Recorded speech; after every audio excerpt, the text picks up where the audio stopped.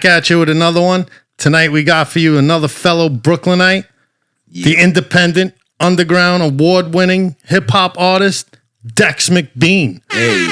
Yeah, man. What's good, y'all? Yeah, man. What's up? First of all, I want to thank you for being here.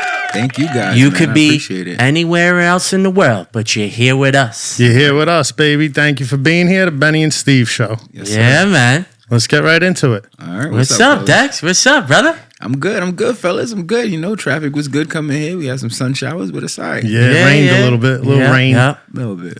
No rain on this parade. So tell us a little bit about your journey into the world of rap music and how you got started. Well, I started when I was like 18 years old, man. Like, Okay. I seen one of my boys rapping. They was in a lunchroom when I was in college, and they was rapping. And I was like, "Yo, I think I could rap." They was like, "All right, go ahead, See what you got. They was like, "Kick it 16." So I spit some shit, and they was like, "Yo, that shit was trash." I was like, "God damn!" But then one of my boys who was the nicest dude at the time, Red. Shout out to Red Rum. He was like, Shout out "Nah, to boy, Red. you should." Shout out to Red. Shout out to Red. He was like, "Nah, son, you should keep doing it. You should keep doing it, man. You should keep you got something there." I probably had like a half a good punchline. He was like, "You got something there. You should keep doing it." I was like, "All right, no doubt." He inspired you. He definitely did, and I always give credit to him for that. Okay, all right. Yeah, brother. All right, let's get into the name. Dex McBean. Dex McBean. Yeah. Even I heard you're called also Triple X. So how did these names come about? Stage names, nicknames? Did you go through a bunch of names to say, you know what, I'm gonna stick with Dex McBean. That's it. I'm going with this. Yeah, no, well, you know what? I went on a Google search, right? And I was like, "Yo, give me the coolest weird name that you can." Coolest weird name. Nah, that's actually did not fucking happen at all. I can curse. I can curse. Or Yeah, not? Yeah. I don't know what the rules is here. Nah, Dex McBean is actually my name. That's my government name, yo. Okay, Oh, all right. all right. Yeah. Okay. It's what my mama named me. All right. I don't know. Shout out to Mama. Got no idea why. I guess she thought she was trying to get me a job in the future. But when I started rapping, I was like, "Yo, I can't rap as Dexter," you know. Like, Okay. All right. like, it was a different time. So I was like, "All right, what could I be? You know, what could I name So what'd you myself?" go with? Tell the people. So I looked at the first three letters of my name. I was like D, and I was like, all right, if I change the E to a 3, then that's like a 3X, and I could be like D3X. I was like, oh, that's D triple X. Like, oh shit, I'm gonna be the triple X. I'll be triple X. So it's like I'm still myself, but I'm just like a version of myself. And I did that when I was younger, but as I got older and I started rapping about different topics, I started working with a company called Event Rap. And my homeboy over there, Baba Brinkman, he's the owner of Event Rap.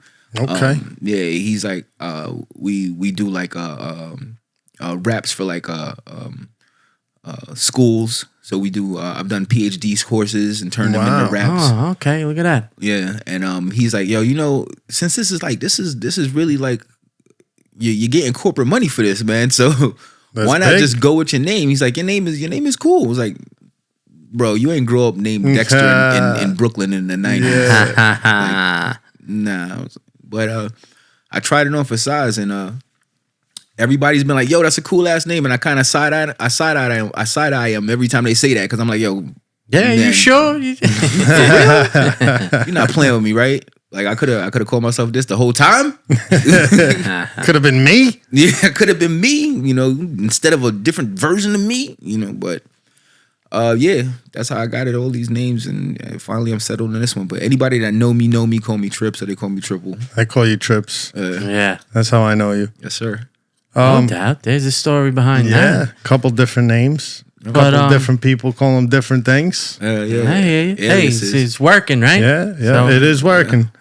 But so you're from Brooklyn. Where exactly from Brooklyn are you from? Oh yeah, I'm from what I like to call the heart of Brooklyn. I'm from Crown Heights. Crown Heights, Oh, what it sound Shout like. out to Brooklyn. Yeah. Crown Heights in the building, Yes, baby. sir. Crown Heights, what it sound like, you know? Yeah, man. Yeah, I get it. You could get anywhere in Brooklyn in like 20 minutes from Crown Heights. So I Okay. mess with it like that. Yeah, bro.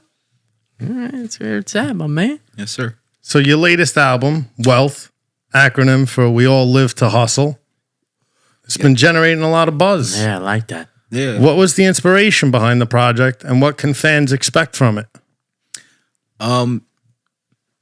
Honestly, I saw, like, I started working on this project a few years ago. You know, I really had like maybe 80% of the project done, written it and beat selected wise. But me wanting to write about it just came about of wanting to write something different. And at the time, I was going through my own financial journey, you know, trying to get my credit right, getting older and having different responsibilities. And I'm like, man, it'd be crazy if there was songs that would talk about this, you know? 'Cause I always tell people I ain't never sold crack in my life, right?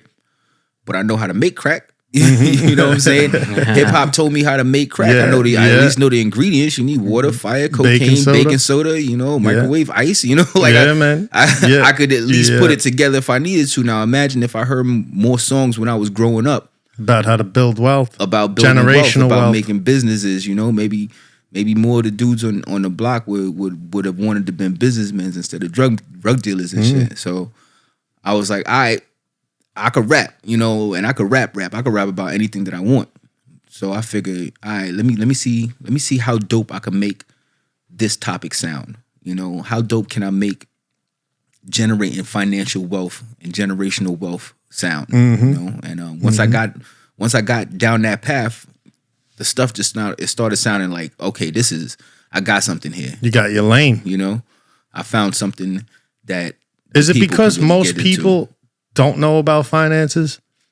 Yeah, I think like you started to touch upon. Man, I went to school at least like 12 years of my life, and I didn't really have a class that was like, yo, okay, when you turn 18 and you get a job, you're gonna have to do taxes. And yeah, they never explain that. You should set aside a certain amount of your earnings for later.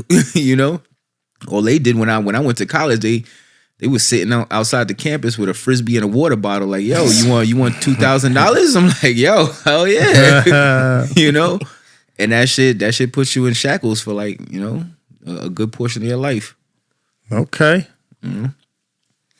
All right. Where was I gonna get at? I was gonna get into, so you're also I read that you're part of a group as well. Yeah. The Ashy Elbows. Yeah, that's a fact. Right? Yes, sir. So how did that come about? How did that name get established as well?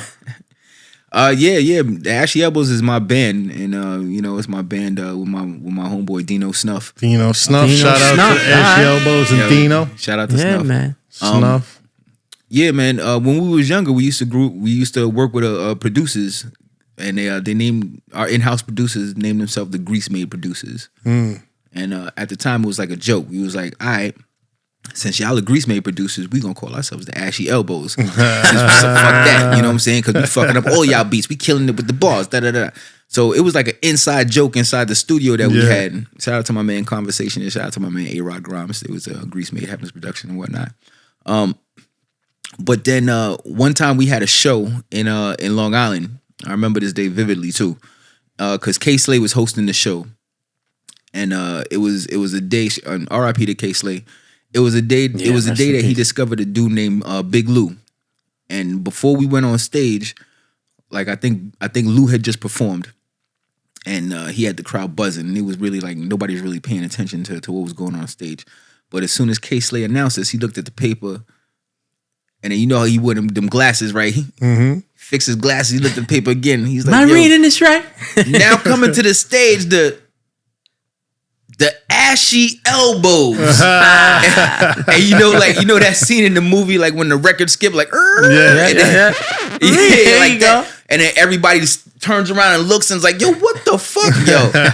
Everybody literally did that. And from that moment, we was like, yeah, that's it. That's gonna be our name. Fuck shit. it. Okay. Let's see your elbows. Let me see your elbows. Are they ashy? Let me see that ashy elbow. Yo, my elbows is ashy for life. See, I got the no lotion baby. tattoo. Look at that, bro. There we go. Check that out, people. That's our website, nolotion.com. We got a new album that we dropping. It's coming soon. 2024 Ash Wednesday. It's Ash Wednesday. Ash Wednesday. Shit. Yeah, be on the lookout for that. Great. Yes, sir. No Lotion 4. People keep your eyes peeled for that one, baby. Yes, sir.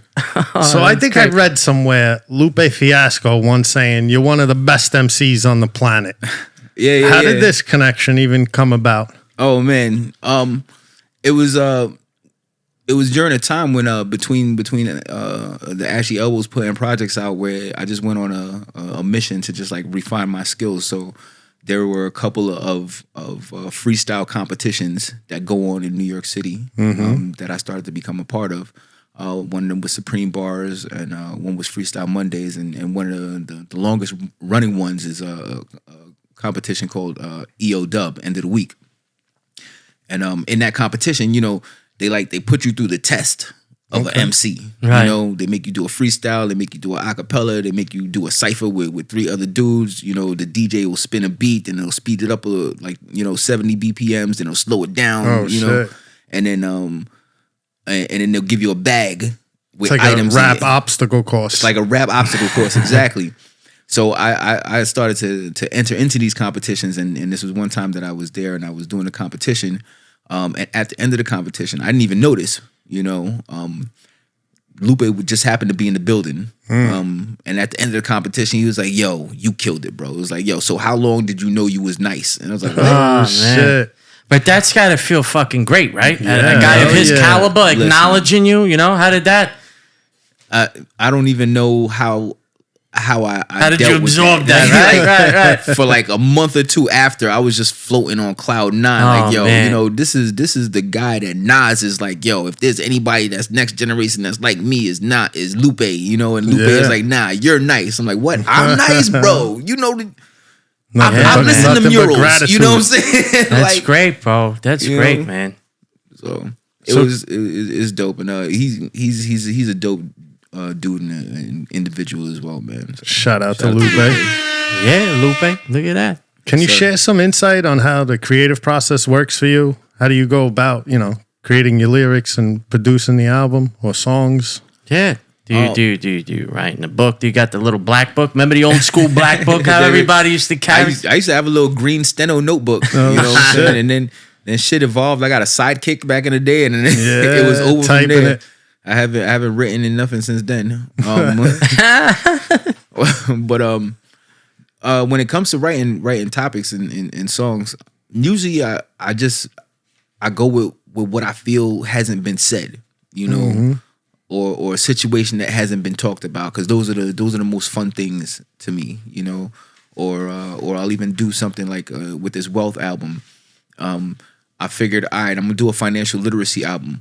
What am I gonna talk about it? What am I gonna say on it? All right, so let's talk about credit. So there's a song on the album about credit, about credit repair and fixing your credit and getting 700 credit. You know, and what else could we talk about? Let's talk about starting businesses. You know, spreading the message through your music, man. That's huge. So stuff like that. So I'll think about a topic like that. And even when I'm not writing songs about financial literacy, I got a song that was inspired about just growing up on comic books and not having and like not realizing there was a lot of like black superheroes. So I made a whole song just about black superheroes, you know? Okay.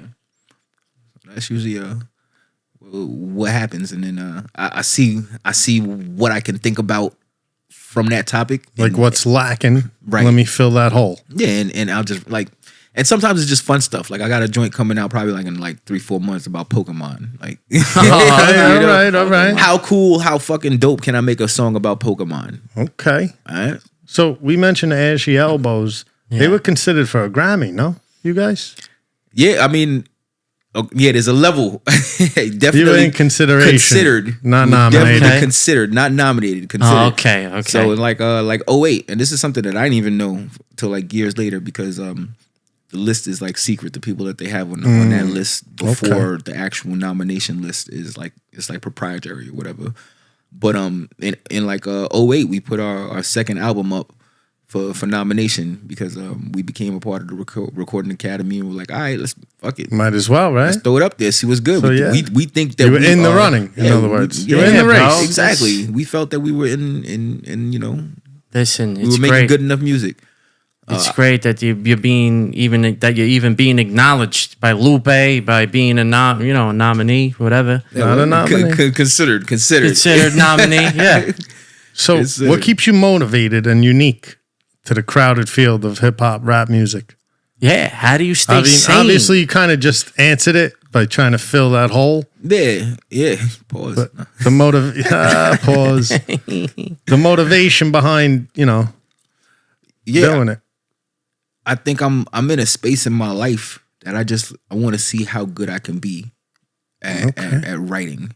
Be the best version of yourself. Yeah. At least in this space, I think I've reached a point in my artistry with my pen that my lyrics can be analyzed on so many different levels that maybe some people don't even like get.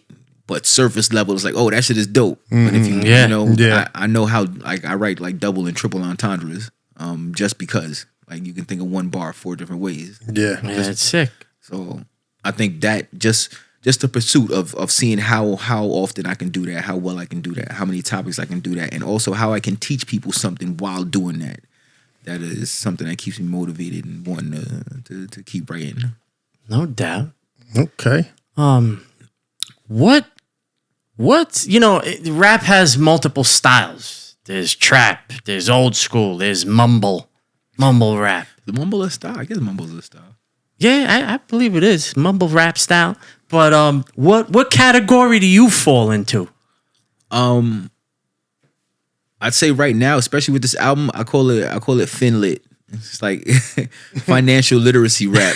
So you made up his own lane. I made up my own Mr. lane right now. McBean made his own lane. Right Here. here, I'm doing some of that Finlit music. Yeah. For right now, he's whatever he just said. Finlit. So, speaking upon the financial literacy, the editor-in-chief, Caleb Silva of Investopedia.com. Yes, sir.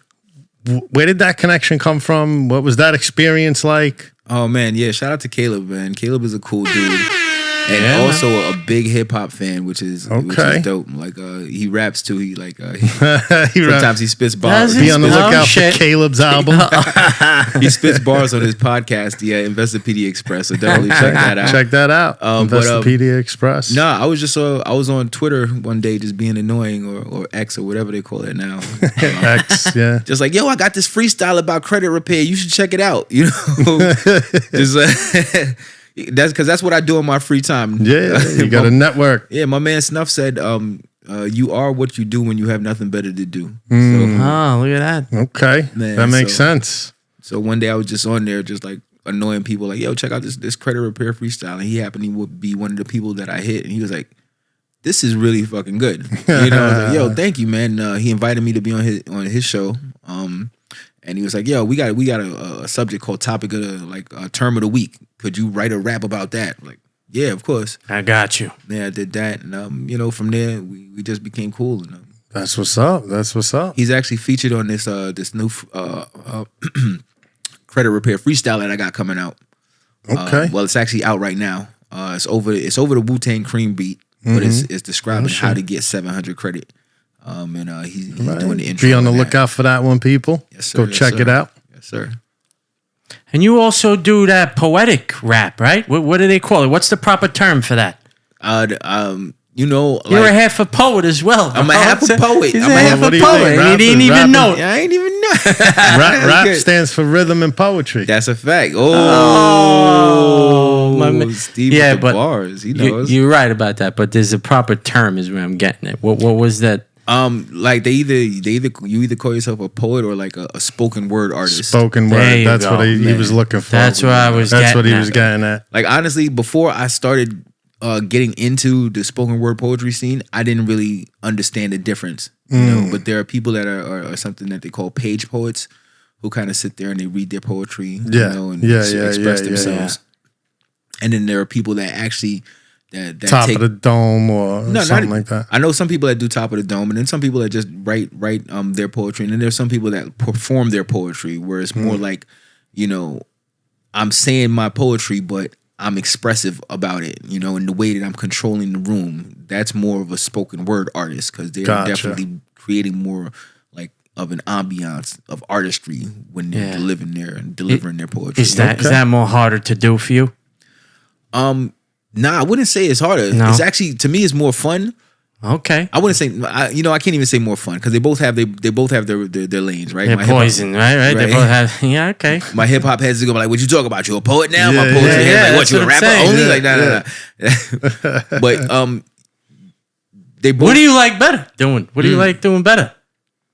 I couldn't even call it. You know, Wow. they both have their things about them. You know, Pros and cons. I hear you, bro. Because I often do the same lyrics that I do in the songs. I'll do them as poetry.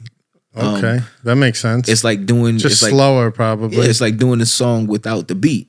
So people that come to poetry, I heard this from my man Jai Poetic once. He said that like people that come to poetry, they come to be entertained intellectually. Mm-hmm. Yeah, So intellectually, yeah. So they want to hear all of the intricacies of It's the the stuff that you've lyrics been without writing. the beat, Yeah, basically. so it's the lyrics without the beat. You know, so it's like you really have to concentrate on what you've written. You can't really go out there with certain things. You know, that's it. Both every poet is not a rapper, and every rapper is not a poet. You know, both don't translate all the time. I'm able to do it because I'm lucky, I guess. But as far because you're talented, not because you're lucky. I'm lucky to What are be you talented. talking about, bro? I'm lucky to be talented. Blessed, you're blessed. Let's Yeah, just say, bro. call it that. Yeah, but I mean, they both deliver different energies as an artist. True that. Let me rewind back just a little bit. Let's do it.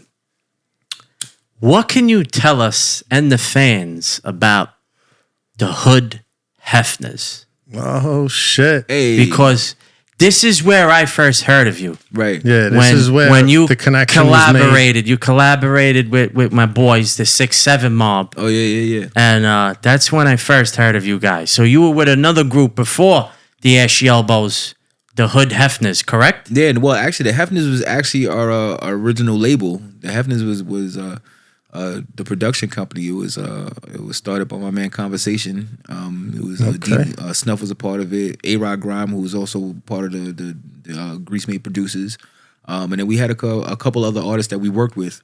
And we would go out and do shows and kind of try to like dominate. Yeah, have, like, good for you, man. there. Yeah, And that's how we linked up with a couple different artists in that time that continues to flourish, especially like 6-7. Like those have been our guys from like way back. Yeah, we go just- back man. like 15, 16 20 years years. ago. 20 years. 20 years ago, you know? Yeah, This- man. This bid was great when it was brown when I had when I was. Yeah. Oh, so you've been in this game for quite a long time, man. Yeah. So, I mean, obviously we just celebrated 50 years of hip hop, right? Shout out to the 50 years. Shout out to 50 Happy years birthday, of hip hip-hop. hop. And where it's been, where do you see this heading? Yeah, what do you see? Where do you see the hip hop? What's the future of of hip hop? impact in the culture and all of that? Man, hip hop is such a evolutionary beast that where it's gonna go is just gonna be determined on where the people need it. You know, from what Financial literacy. I definitely know, financial literacy is in the mix. Yeah, man. But definitely, hip hop is always been known as the voice of the people, the voice of the streets. Yeah. So whatever a place within the culture and the community feels like it's voiceless, that's where hip hop is gonna step in and be that soapbox for them. Okay. All right. All right. There you go, bro. Let's see what else we got here Yeah, for my philosophical. man. This weed was too good. That's why. I'm like Good, Yoda out good. here, like yo. Good, man. This shit opened you up. That was good, man. So, like, you've toured some places and, you know, you've performed in a bunch of places throughout your career. You got any funny touring stories, performance stories, anything you can... Doesn't even have to be funny. It could be crazy. It could be anything. crazy, You got some wild story. got anything up your sleeve in your Oh, back man. pocket? What do you got for the fans, brother? Come on, man. McBean. Shoot something. So many crazy things happen like when you out here. I met like so many people on the way up, like what's his name? My guy from Love and Hip Hop that just married Faith Evans. Who married Faith Evans? Get out of here. I don't what's watch his it. name? I peep it every Stevie now and J. then. Oh, I met Stevie him with- J. Did he really? Yeah, well, I think he's divorced her now, but I met him when I was younger, coming up on the scene. Like Kanye, I definitely had a chance to rap. So that's cool, man, right? You're fanning, right? You're fanning over them? Oh no, I'm never fanning. Like honestly, No, never? not at all, man, not at all. Oh, So man. I'm always strictly about the business. Like I've been in spaces like Chris Lighty used to be a R.I.P. to Chris Lighty. He used to be a big fan Yeah. of ours. Man. Yeah, rest in peace, Chris. We before Kanye did that whole thing where he interrupted Taylor Swift, like right after, honestly, we was on a video set with him and Mariah Carey for a video that didn't even come out. They had like the whole Harlem Choir out there, and shit. Hype Williams shot it, and Kanye was there rapping. He was freestyling, and as he was freestyling, we was like, yo, I don't mean to interrupt you. But we got this mixtape coming out right now. It was our weed mixtape that we did over like most of his beats, because at the time he had like the 808s and Heartbreak album, and we had the 808s and Smoke Break that we did that got picked up by High Times. But we showed him that we had that mixtape coming out. He kind of laughed. Oh, yeah, I read something about that. It was in the High Times magazine. Yeah, stuff like that has happened. Well, that's cool, man. Funny shit. So, being touring and you meet all these artists and you collaborated with multiple artists, I'm sure, through all your years of doing this hip hop. If you had to pick one artist, Dead or alive? who would you collaborate with? Dead or alive to collaborate. Any genre. Don't even have to be so hip hop. You could say fucking. Who the hell's on the list? Just one. If you had to pick one. I'd like to see what McBean Prince would bring to and the who? table. Prince. Prince, huh? Yeah, Dex Wow. McBean and Dex Prince. McBean and Prince. Yeah. Check that out. All Okay, right, all cool, right. man. I think Cool, that'd bro. be wild. I mean, you get Prince on anything. Prince is like a whole band. Yeah, Like, hell Yeah, sure. hell yeah. like 19 instruments. Like, yo, Prince, you know what I say? I hear a kazoo on this. Yeah. He's like, yeah, you know what? He'll I just hear go it too. I'm like, yeah, you know what, Prince? That's what's up. That's what's up. I feel that shit right there. Oh shit, that would be wild. That would be dope. Oh yeah. Hell yeah. I also want to ask you is, so far to date, what's considered your best body of work, in your opinion? From everything that we've done. I guess it could be from back in the day, stuff that didn't make it, to maybe that was awesome but didn't make it, Yeah. or even up to date now. I think as far as music that's on streaming right now, I would say No Lotion 2. No, No Lotion Lotion 2. No Lotion 2. Okay. Yeah, only because of the theme of everything on that album. That album is What was the theme? What? No Lotion 2 was called The Great Recession. Oh shit. When we We're put that out. definitely in a fucking recession. Yeah, hell you yeah. can play that shit today. Like Hell that yeah. whole album, like artistically, it plays straight through like a fucking like a play. You know, Damn. It's basically the story of Gonna somebody. have to peep that out now. Oh yeah, it's fire, man. It goes through a whole bunch of different topics, like getting to work late. You know, not having enough money in your check because they're getting, you get. That's an Ashy Elbows album. That's the Ashy Elbows album. Gotcha. Yeah. Going to the strip club when you ain't got no money. Yeah, faking the funk, bro. Faking the fuck, yeah. We all been there, bro. Yeah. Ah, shit, That's man. great. Yeah, That's it's great. definitely also a fan favorite too. Nice, man. All right, Stevie, what else you got for my man here? We're coming to the end of the show. Yes, sir. All right. We like to do a quick thought, your first impression. I'll rattle out some themes, some names, and you just tell me what you think. We got Mike Tyson, Mike Tyson, legend, Yeah. legendary Mike Okay. Tyson. legend, beast. Yeah, redemptive. Tristan and Andrew Tate, Mm. the Tate brothers. I like to hear a third party information about their story. Okay. Yeah. All right. All right. Fair enough. We got Donald Trump. Donald Treasy. Treasy. Shout out to Treasy. Shout out to D Treasy, yo. I tell you what, D Treasy is the wildest politician that I have Yo, ever he's a heard of or seen in funny my life. motherfucker. That guy is wow. All He's right. All right. outrageous. Jordan Peterson. Jordan Peterson. Jordan Peterson. Do you know? I don't even know who Jordan Pass. Then no All right, problem. that's it. all right. Pass. That's all right. I'll tell you who he is real quick. He's a professor in Canada for psychology. He's been making waves, saying things along the lines of, you want to dress like a woman, but I don't have to recognize you as one, things like that. Yeah, He's along Peterson. those lines. Jordan Peterson is He's catching a lot of backlash for the things he's been saying over the past few years. I will say this: like, if anyone wants the right to say anything, they have to respect the right for people to say that they don't like what they say. Yeah, that's the way the First Amendment works. That's kind of like the sucky part of it, but it's also the good part of it, or else you wouldn't be able to say the shit that you wanted to say. Yeah. Moving Freedom on. of speech. Freedom of speech. Moving on, we got Pablo Escobar. Pablo. Pablito. El Jefe. Pablo. El Jefe. He's still locked up right now? No, Pablo's He's been dead Pablo's years dead. ago. You're thinking of El Chapo. Chapo. You're thinking Chapo. Pablo is the Colombian. Chapo is the Mexican. Chapo's Mexican. Yeah. I would say frenemy. Frenemy. Frenemy. Okay, all right. Hey, you gotta get deeper if you want to understand how that works. Yeah, you know. Yeah. That's it.